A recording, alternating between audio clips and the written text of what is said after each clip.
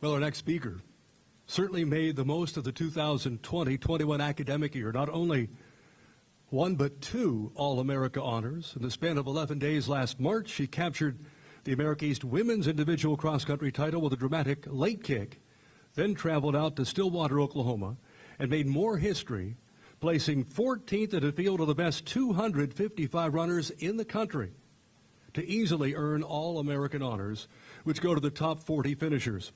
In the outdoor track and field season, she advanced to the NCAA championships with a third-place finish in the women's 5,000 at the East Regional Meet.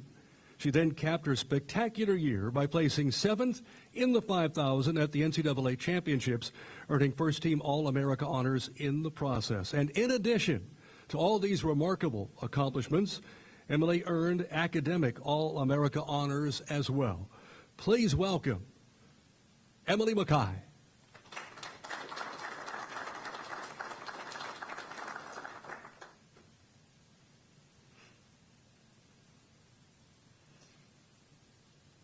So first of all, I would like to thank all of you for taking the time to be here this afternoon. The support that I have received from you all means so much to me. The athletic department, the Binghamton community, my family, friends, coaches, teammates, President Stanger, and the entire university have all played a crucial role in making this all possible. I cannot thank you all enough. I would not have stood on a national stage, and I would not be standing up here if it weren't for you all. 4 years ago, I walked onto this team not having a clue where it would take me.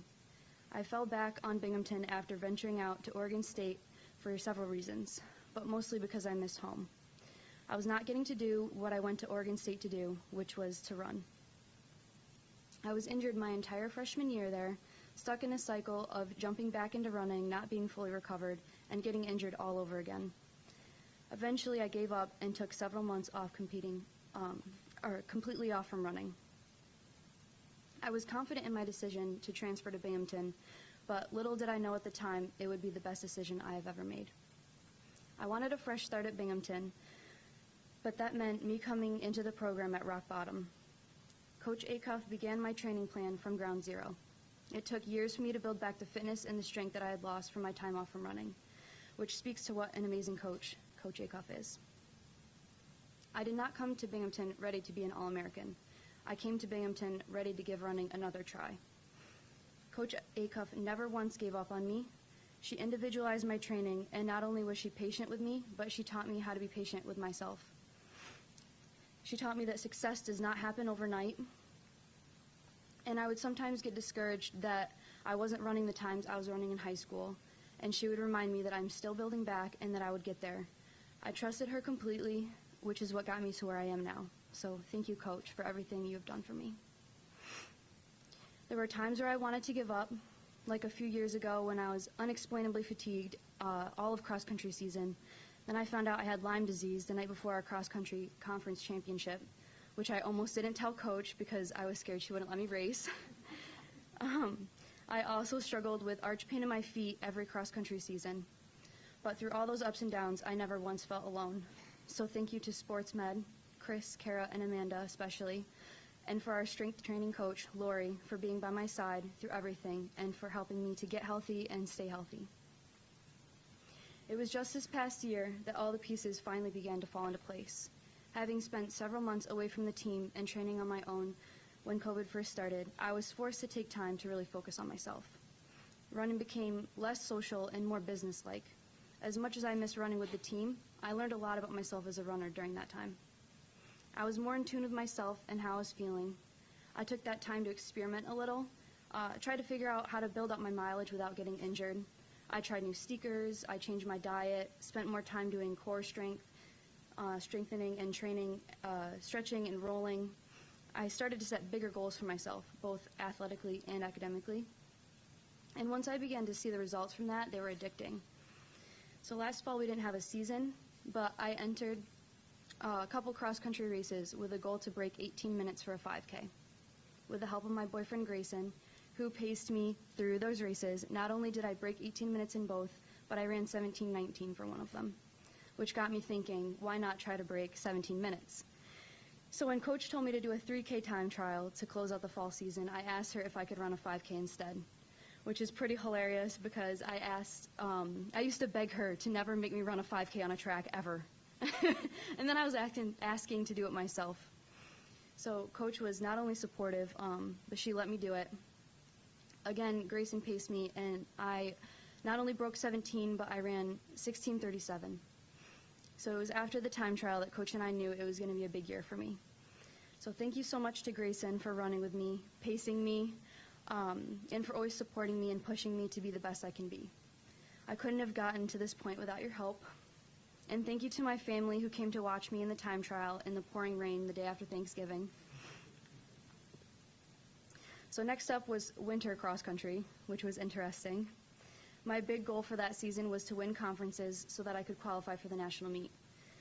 That was such a nerve-wracking goal because there was only one outcome in which I would make the national meet. I had to win conferences. So I thank my teammates for keeping things light before that race because I was more nervous than ever before. I felt so supported by my teammates and my coaches, and getting to share that day with them as a team was what made it so special for me. It was a big day for us all because we knew the future was looking bright for the women's team.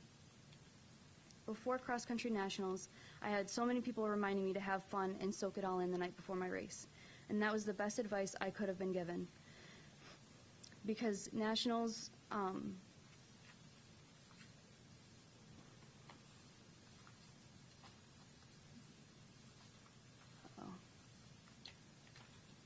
something like that could be a once-in-a-lifetime experience. Being in an environment like that, surrounded by so many incredibly fast women, it was an exhilarating experience.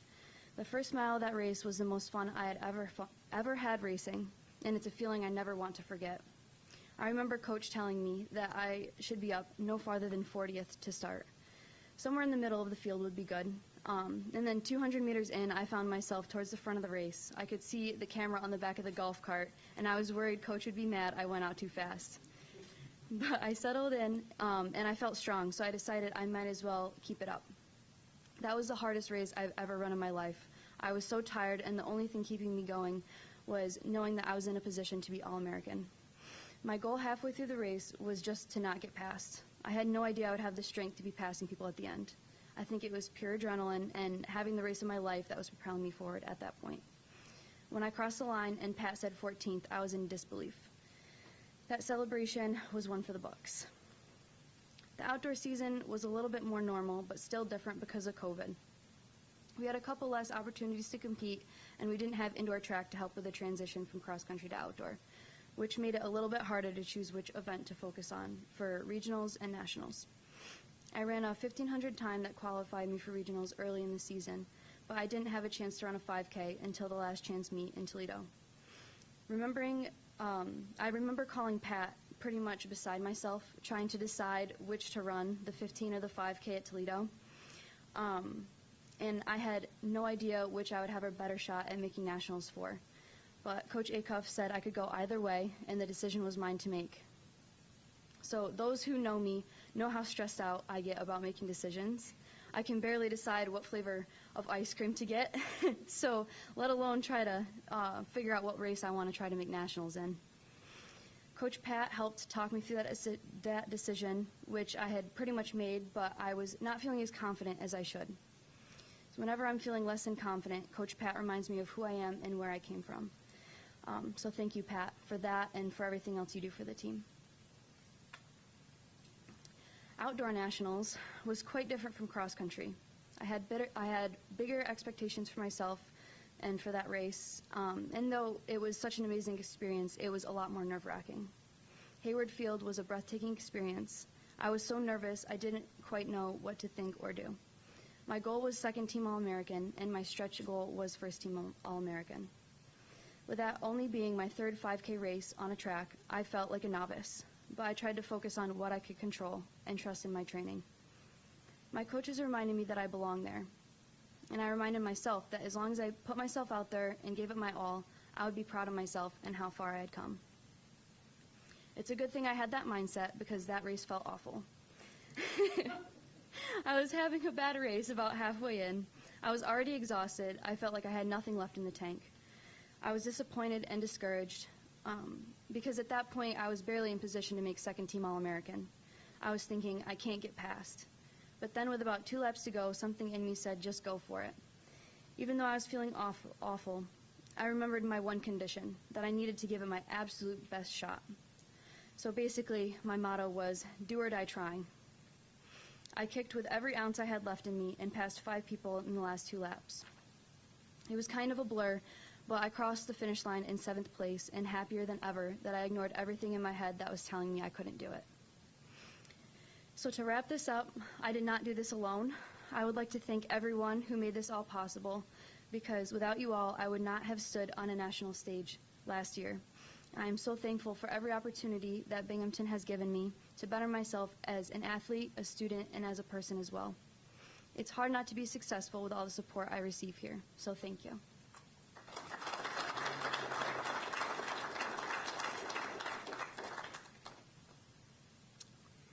Thank you, Emily. How about a great hand here for our 2 new All-Americans from Binghamton University. Ladies and gentlemen, Lou and Emily, congratulations. They have achieved the highest recognition in NCAA college athletics. So congratulations once again. Our thanks to everybody for attending and also those viewing online at BUBearcats.com, your source for the latest Bearcats information now and throughout the upcoming campaigns. Thank you very much. A reminder to all speakers and invited guests to please head outside the event center for a photo session and interviews. And again, thank you once again for joining us here today. Indeed, at Binghamton University, it is a great day to be a Bearcat.